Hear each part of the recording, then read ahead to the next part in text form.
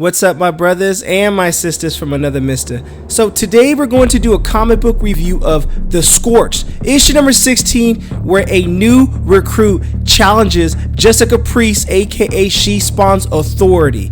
Brought to you by RatedComics. Let's get to it. So previously on The Scorched, Necro, Margaret Love, and Mandarin Spawn have solidified their pact and are on the hunt for their fourth member. Necro, Love, and Mandarin had cautiously made their approach to him, but when Urizen finally decided to acknowledge their presence, he only had one for them, and they're late. And Margaret Love is like, late for what? We're here because we come to make you an offer. Hell will soon open its gates, and do not insult me, says Urizen. You were prisoners. You know nothing of hell. And she takes a step back and she's like, look, man, we mean no disrespect. If you will allow us to leave me, head to the ice fields, gather the disease there, then return to me. Urizen's making orders, and Necro's like, yo, man, we didn't come to take no damn orders. And he flexed a little bit of power there. And Urizen's like, if you ever want to call yourselves the Four Horsemen, then listen to me. And Mandarin responds like, he grows angry. Slaves, prepare yourselves. Ha ha ha, says Urizen. You've all been gone far too long to understand the new laws that dictate the rules of how hell now functions. Yet, don't you know your place or who lords over you? And Margaret Love is like, and who might that be? That answer, for now, will have to wait, says Urizen. And by showing him their unwavering determination, their efforts accomplish nothing. So Mandarin Spawn orders their attack, and he sends his slaves to attack Urizen, and they all fall one by one, and they get annihilated. He's wiping the floor with them.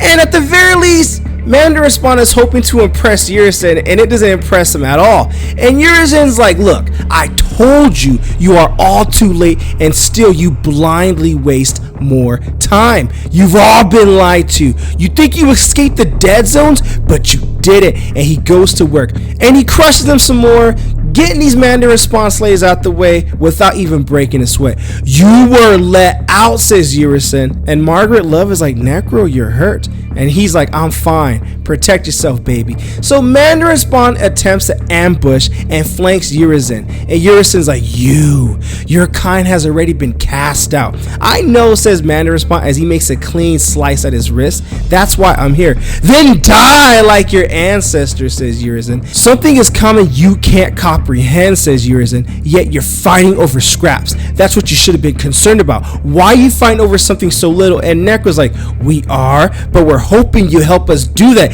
Instead, you threaten and demean us, and Necro comes in and attacks Urizen. You don't know your place. Listen to me, says Urizen. Urizen gets pissed. Our offer still stands. Help us nail that traitor Spawn to a cross and finally bring Al Simmons to his knees. And Urizen's like, okay, well, what about the rest of it? What are you talking about, the rest? The rest of what, says Margaret Love? Of what's still coming, says Urizen. Simmons is a spark, but used right, he can ignite a fire that will engulf everything, every star and planet that still exists, the entire cosmos. Forget Earth. Heaven and hell won't stand a chance. Why, says Necro? Because of Gaia, says Urizen. She fears what Spawn is capable of, what he might become, and if he unlocks that potential, he'll begin to wield unimaginable power, opening portals to other netherworlds. So what are you saying, said Margaret Love?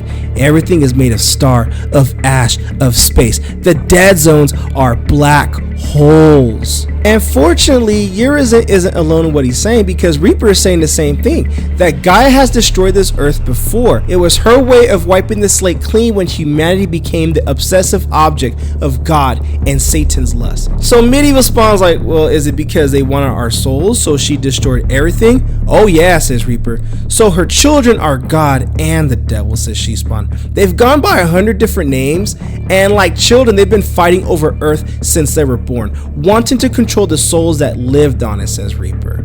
And Reaper continues, Gaia grew tired of telling them to share Earth, to share the blue ball they constantly fought over. So when they refused, her patience was only so deep, so twice before she's taken the blue ball away from them. How, says She Spawn? By killing everything on Earth? That's exactly what she did. By poisoning the air and the water so nothing could survive. Then she destroyed her own children. So Chris was like, so if they still exist, then what recreated themselves? And Medieval Spawn's like, in my time there were tales of how heaven and hell were god particles that had exploded. And Reaper's like, yeah, particles more powerful than most things in the universe, meaning everything on this earth is also made of those particles, and anything that powerful would draw someone to try and she Spawn fills in the breast, collects those particles. They're going to try and collect those particles. Now you understand what we're fighting for. Crusher and I will head to the homeland. You guys return to the beginning. And she Spawn's like, yeah, we're going to go back to where the time rip was opened by Al Simmons. And Medieval Spawn's like, and I know where it is. Omega Island, says Redeemer. So let's go. So she Spawn is like, if that place has even the slightest crack between dimensions, we need to seal it before something we don't want comes through. Well, little do they know, Urison's already been coming through. Not through the time crack, but he was been let out. So Redeemer is like, be warned, the future I've seen holds no guarantee for any of you. And Medieval Spawn's like, so some of us may not return? And she Spawn's like, yeah, I always knew it might come to this, so think of your loved ones before we go on this mission. She unveils a device she took from Spawn's hideout, one she saw others use when they traveled to Omega Island. She prays it works the same for her, and when the portal opens up, she goes first. Moments later, it appears her prayers have been answered. Omega Island is where she's at, the place that irrevocably shifted the life of so many. It's also the place of delusional hope, where for many, they think they can go back in time where they belong so they might fix their own past. While this isn't the location where Spawn caused the time rip, it has become the epicenter of the ill effects of that explosion now that Clown and Sin have both used the island to accumulate power and open a doorway onto the afterlife. And Medieval Spawn's like, I've been here before fighting Omega Spawn. Someone will know of our presence very soon. And Redeemer's like, yo, we can handle this. And this is a reference to Spawn's universe, which we did cover. And that fight between Medieval Spawn and Omega Spawn and Spawn, that took place, I believe, in Spawn issue 317, which we did cover on this channel. And that was an amazing story arc between Spawn 314 through 317 or 318, which we did cover that on this channel as well. So they don't get too far before she Spawn hears a sound, and she tells Redeemer, get in the air and find out where that's coming from. So Redeemer stiffens slightly as anger pours over him. He's heard yells like that before in the past, and each time a level of torture accompanied it. So he flies up in the air.